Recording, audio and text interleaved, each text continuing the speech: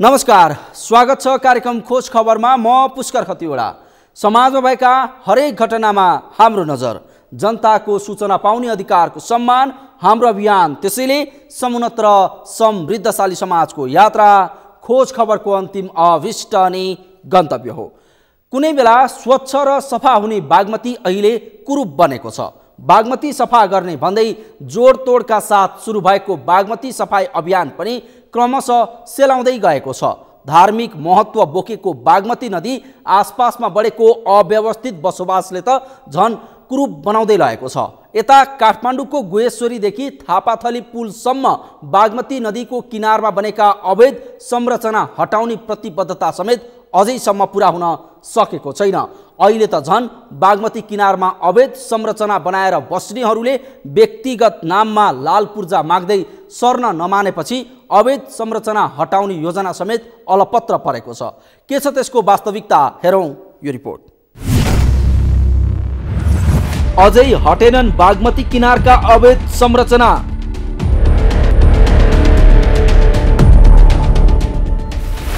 संरचना बनाएकाहरूको माग व्यक्तिगत लाल पूर्जा। सरकारवालाको चासो अभावमा व्यवस्थापनमा ढिलाइ।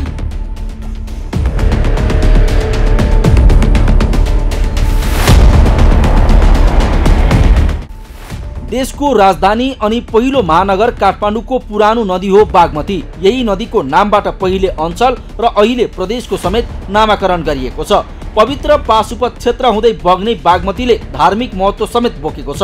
तर यही बागमती भने कहिले दुर्गन्ध र कहिले अवैध संरचनाका कारण कुरूप बन्दै गएको छ।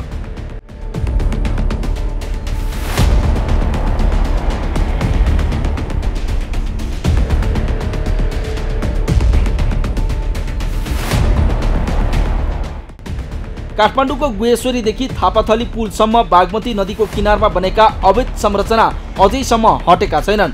अधिकार सम्पन्न बागमती सभ्यता एकीकृत विकास समितिले माघ 15 गते ती संरचना हटाउन 7 दिने सार्वजनिक सूचना जारी गरेको थियो।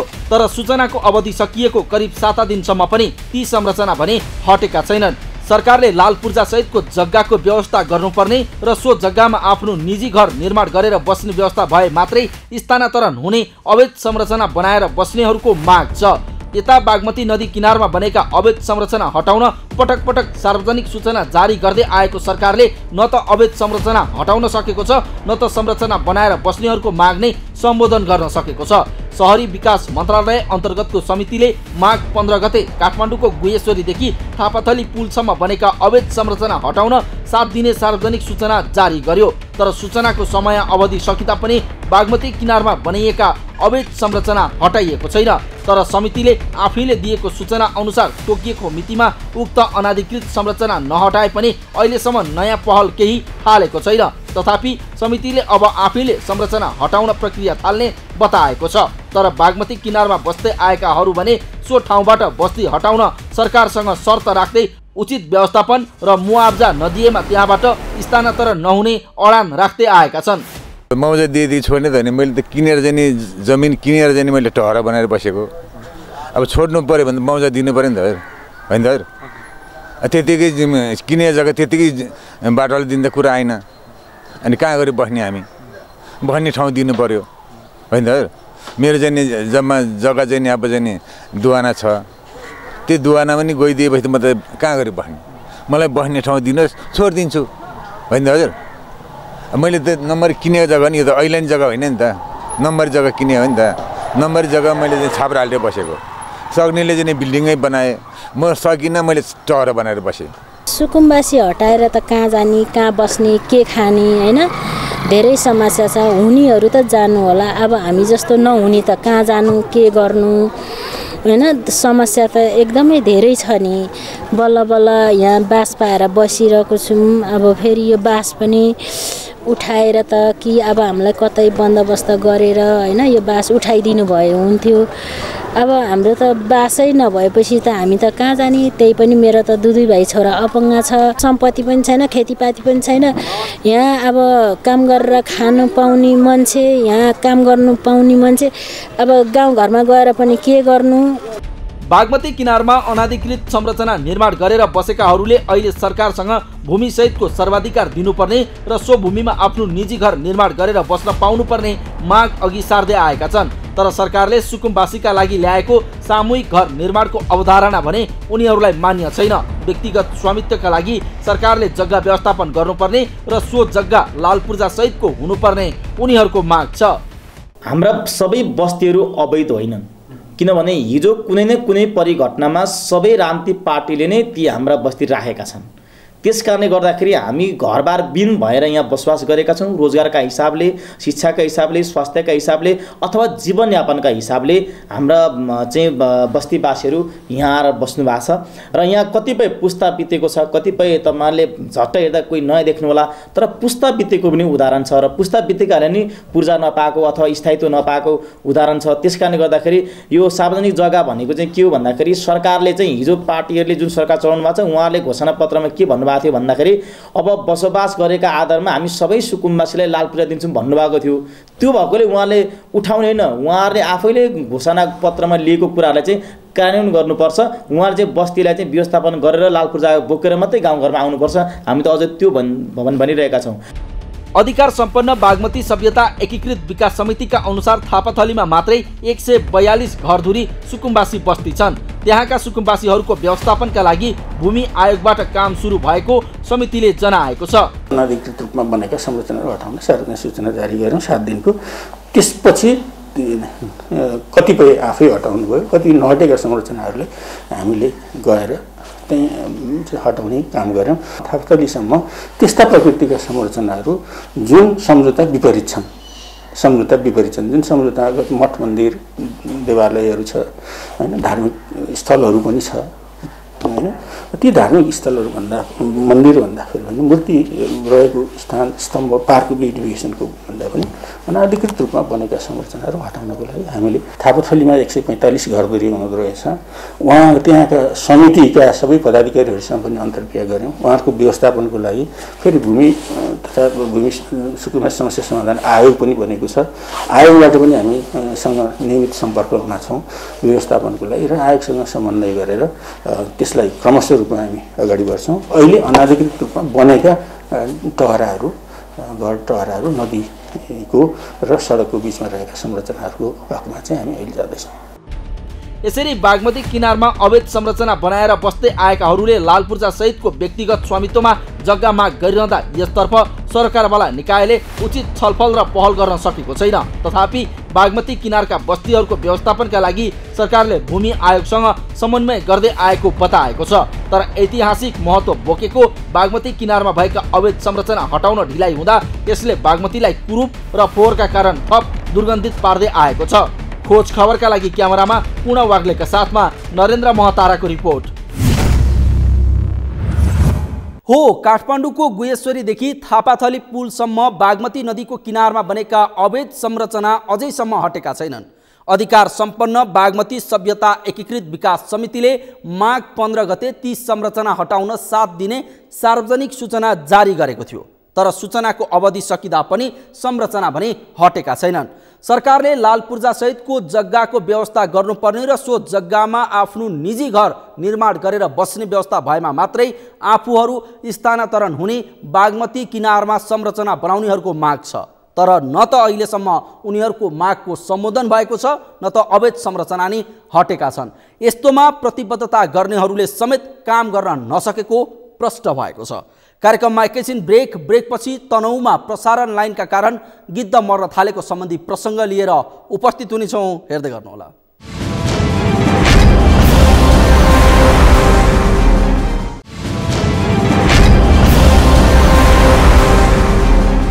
ब्रेकपछि स्वागत छ। कार्यक्रम हो खोज खबर। वातावरणलाई प्रदूषण, दुर्गन्ध र रोगमुक्त बनाउन गिद्धको अहम भूमिका हुन्छ।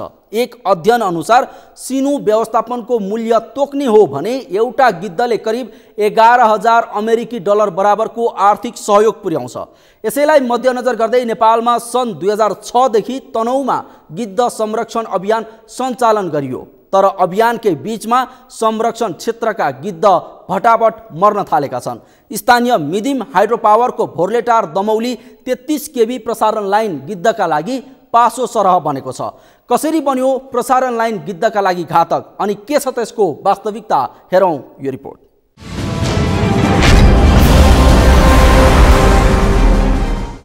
नमस्कार, स्वागत छ कार्यक्रम खोज खबरमा। म पुष्कर खतिवडा। समाजमा भएका हरेक घटनामा हाम्रो नजर, जनताको सूचना पाउने अधिकारको सम्मान हाम्रो अभियान। त्यसैले समुन्नत र समृद्धशाली समाजको यात्रा खोज खबरको अन्तिम अभिष्ट अनि गन्तव्य हो। वातावरणलाई प्रदूषण, दुर्गन्ध र रोगमुक्त बनाउन गिद्धको अहम भूमिका हुन्छ। एक अध्ययन अनुसार सिनु व्यवस्थापनको मूल्य तोक्ने हो भने एउटा गिद्धले आफ्नो जीवनकालमा करिब 11,000 अमेरिकी डलर बराबरको आर्थिक सहयोग पुर्याउँछ। यसैलाई मध्यनजर गर्दै नेपालमा सन् 2006 देखि तनहुँमा गिद्ध संरक्षण अभियान सञ्चालन गरियो। तर अभियानकै बीचमा संरक्षण क्षेत्रका गिद्ध भटाभट मर्न थालेका छन्। मिदिम हाइड्रो पावरको भोर्लेटार दमौली 33 केबी प्रसारण लाइन गिद्धका लागि पासो सरह बनेको छ। कसरी बन्यो प्रसारण लाइन गिद्धका लागि घातक अनि के छ त्यसको वास्तविकता हेरौँ यो रिपोर्ट। तनहुँको ब्यासमा करेन्ट लागेर भटाभट गिद्ध मर्दै।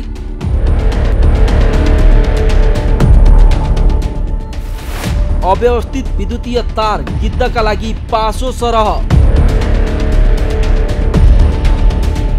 दैनिक जसो गिद्ध मर्न थालेपछि संरक्षणविदको चिन्ता।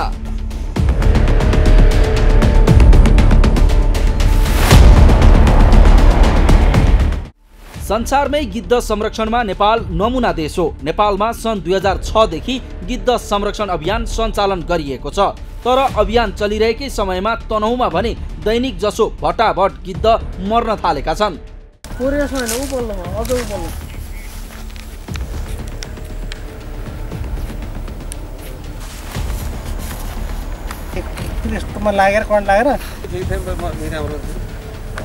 तनहुँको ब्यास नगरपालिका वडा नम्बर 10 सिसुवा भतेरीमा 3 वर्षदेखि गौ संरक्षण केन्द्र सञ्चालन गरिएको छ। छाडा पशु चौपायालाई व्यवस्थित गर्न गौशाला बनाएसँगै यस क्षेत्रमा गिद्धको संख्या पनि बढ्दै गएको छ। केन्द्रमा राखिएका वृद्ध गाई मरेपछि सिनु खानका लागि गिद्ध आउने गरेका छन्। तर गौशालासँगै रहेको मिदिम हाइड्रो पावरको भोर्लेटार दमौली 33 केबी प्रसारण लाइन गिद्धका लागि भने पासो सरह बनेको छ। गौशाला वरिपरि ठुला रुखहरू नभएको र सिनो खाएपछि गिद्धहरू उडेर जाने क्रममा विद्युतको पोल र तारमा बस्न खोज्दा करेन्ट लागेर मर्ने गरेका छन्। ती विद्युत तार गिद्धका लागि अहिले पासो थापे जस्तै बनेको छ।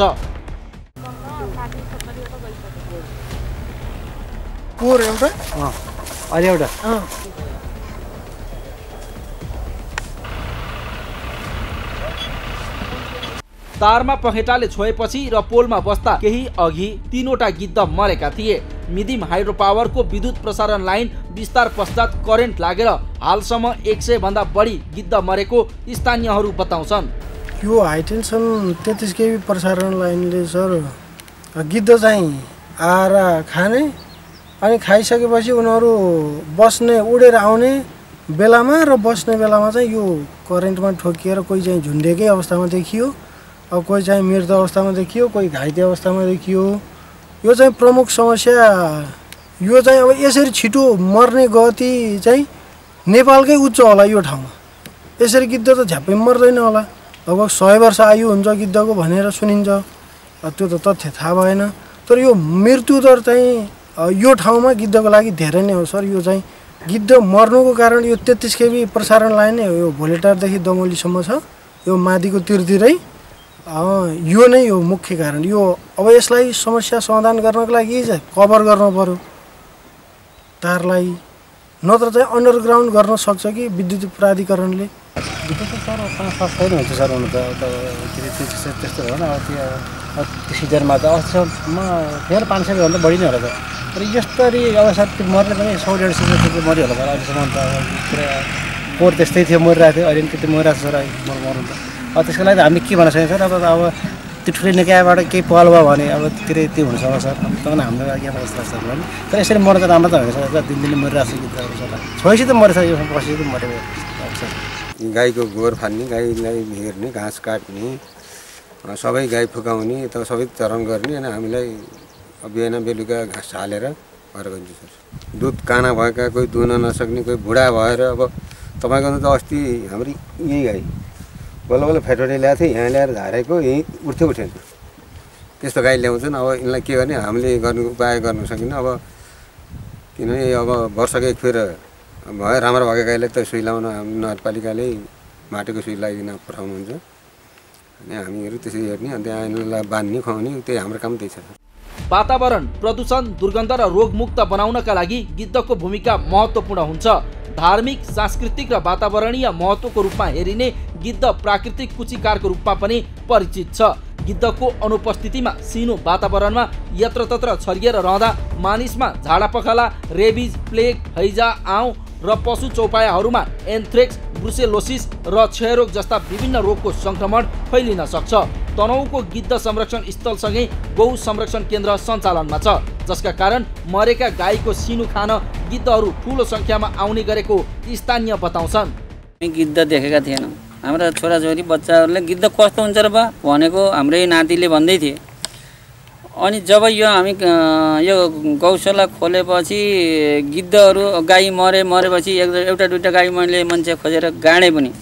त्यहाँबाट गाडेपछि कोहीले भन्नुभयो होइन गिद्ध आउँछन् नि किन र गाड्ने, त्यो दुःख गर्ने पर्दैन नि गिद्ध आउँछन् भन्ने कुरो हाम्रै गाउँले भाइहरूले भन्नुभयो। त्यहाँबाट ल भनेपछि 4-5 दिनसम्म एउटा गाई मऱ्यो, त्यो गिद्ध आएन। होइन गिद्ध त आउँदो रहेछ त यो त गनाउनु लाग्यो भनेपछि फेरि एक दिन चाहिँ 2-3टा गिद्ध आएपछि भोलिपल्ट 5-7 वटा आए, पर्सिपल्ट 10-12 वटा आए। गर्दा गर्दै गिद्ध चाहिँ अहिले तपाईँको 2टा गाई एकै दिन मऱ्यो भने 500 वटासम्म गिद्ध आउँछन् यहाँ। यस्तो छ। अब गिद्ध आउँछन् यो नराम्रो हो भनिन्थ्यो पहिला अहिले ठिकै रहेछ। यो अहिलेको फोहोर सफाइ गर्दाखेरि यो राम्रै रहेछ जस्तो मलाई लागेको छ। अनि यो बिजुलीको उसमा बिजुलीले तपाईँको यहाँबाट खाएर कतै बस्ने बुट्टा छैन केही छैन, उसले त तार देख्दो रहेछ तारमा गएर बस्छु म भनेर जान्छ क्या। जाँदाखेरि झ्याप्पै समातिदिन्छ, त्यो तारमा बस्न जाँदा समातेको त। वहाँ जहाँ बस्न जान्छु भने दगुरेर उडेर जाँदाखेरि वहाँ गएर तारमा परेर 20-25 वटा गिद्ध अहिले पनि मरिसके। अब यसलाई अब कसरी हुन्छ यो बिजुलीको तार अब अन्डरग्राउन्ड गरेर हुन्छ कि अझ माथि लगाएर हुन्छ कि यहाँबाट केही गर्न पर्ला जस्तो देख्छु मैले। तनहुँमा गिद्ध संरक्षण गर्न थालेपछि यहाँ विभिन्न प्रजातिका गिद्धहरू आउने गरेका छन्। यस क्षेत्रमा देखिनै छाडेका करिब 9 प्रजातिका गिद्ध अहिले केन्द्रमा सिनो खानका लागि आउने गरेका छन्। यो अभियान नयाँ पुस्ताका लागि गिद्धका बारेमा बुझ्न, अध्ययन गर्न र अवलोकन गर्ने वातावरण बनेको स्थानीय जनप्रतिनिधि तुलसीराम सापकोटा बताउँछन्। पुरै लोप भएको, हामीले हेर्न नपाउने अवस्था थियो। त्यसपछि हामीले एउटा ब्लग बनाएर त्यो मरेको गाई अथवा गोरुलाई लगेर त्यहाँ राखिदिएपछि गिद्धहरू आउनु थाले। पहिला अब 8-10 वटा 10-15 वटा आउनु थाले। अहिले तपाईँको धन्य 50-60 वटा चाहिँ इजिली त्यहाँ हामी गिद्ध देख्न सक्छौँ। कुनै खाइरहेको हुन्छ, कुनै पारी जङ्गलमा बसिया हुन्छ, कुनै माथि आकाशमा उड्या हुन्छ, त्यो अवस्थाका छन्। र त्यो गिद्धहरू पनि मैले एकचोटि गएँ हेरेँ भने त मैले 9 प्रजातिको गिद्ध पाएँ। एउटा एकदम बिल्कुल कालो, एउटा सेतो ब्राउन कलरको, एउटा चाहिँ त्यो तपाईँको घाँटी फुलिएको, अनि कुनैको कानको लोती एकदम लामो भएको, कुनै चाहिँ तपाईँको एकदम राजा गिद्ध, यो चाइनाबाट आएको राजा गिद्ध भन्ने कुरा आएको थियो। पुरा यहाँ चाहिँ यत्रो गला भएको कि त्यस्तो खाले गिद्धहरू हामी देख्न पाएका छौँ। अनि यो जटायुहरू त्यो तिनीहरू त लोकल गिद्धहरू त सधैँ देखेका, तर हामीले अब ठुल्ठुलो गिद्धहरू पुरै लोप भएको अहिले देख्न पाएका छौँ। र अहिले पनि त्यहाँ कुनै पनि दिनमा जाँदा गिद्धहरू हेर्ने, भिडियो गर्ने र तपाईँको भिडियो सँगसँगै आफू दौडेर नजिकबाट त्यो जटायुहरूको अवलोकन गर्न पाउने। र शुक्रबार शनिबार त तपाईँको कलेजको स्टुडेन्टहरू आएर त्यहाँ टिकटक बनाउने, गिद्ध यसरी उडेको छ त्यही लयमा उनीहरू जाने, अनि उड्दाखेरि हात यसो गर्दाखेरि त्यस्तो गिद्ध त्यो भिडियो बनाएर एउटा चाहिँ टिकटकमा हाल्ने र एउटा पर्यटकीय स्थल पनि बनिसकेको छ। गिद्ध संरक्षणको अभियान चलिरहँदा विद्युत तारका कारण गिद्ध मर्न थालेका छन्। यता मादी नदी किनारसँगै रहेको गौ संरक्षण केन्द्र नदी कटानको जोखिममा परेको छ। व्यास नगरपालिका 10 को वडा कार्यालयले गौशालासँगै जटायो रेस्टुरेन्ट र गिद्धका लागि सुरक्षित रूपमा आराम गर्ने स्थल बनाउने योजना बनाएको छ।